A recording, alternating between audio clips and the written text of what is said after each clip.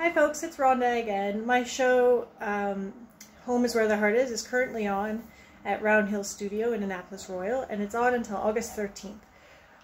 I would like to show you a little bit about my process of making those collages specifically, and then talk a little bit about the other types of collages I make.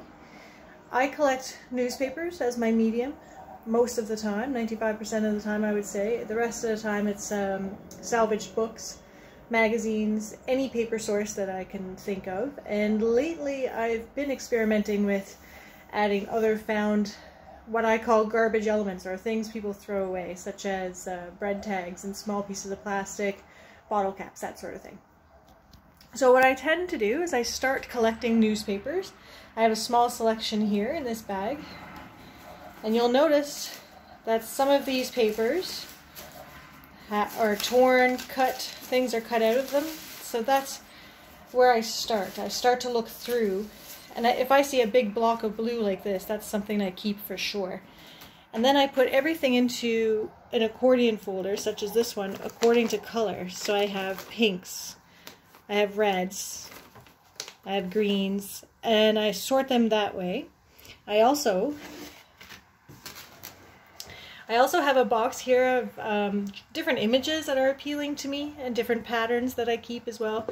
And there's more than just this. This is just an example of what I do.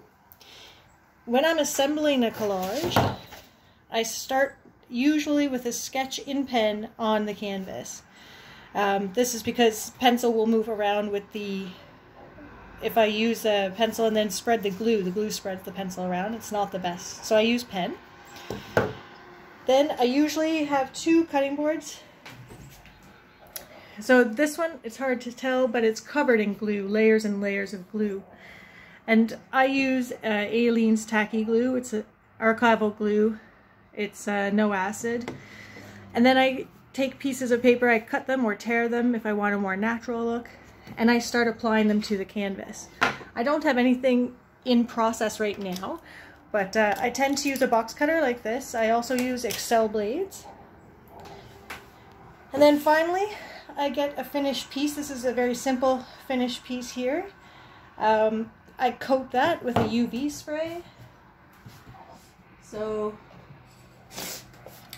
usually I use a matte spray. This is a Krylon, again, UV resistant, in a gloss, but usually I like to use matte because I like that dull look of the newspaper.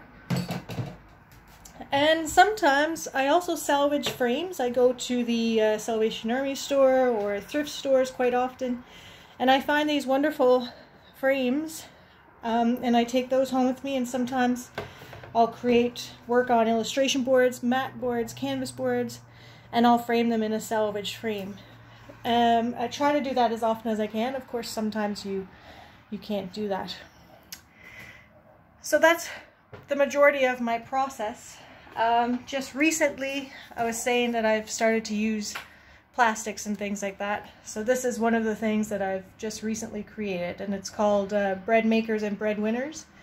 It's basically two bread tags with faceless people on there. We don't know who's who, just like we don't know who's who in life, right? And that's kind of my process.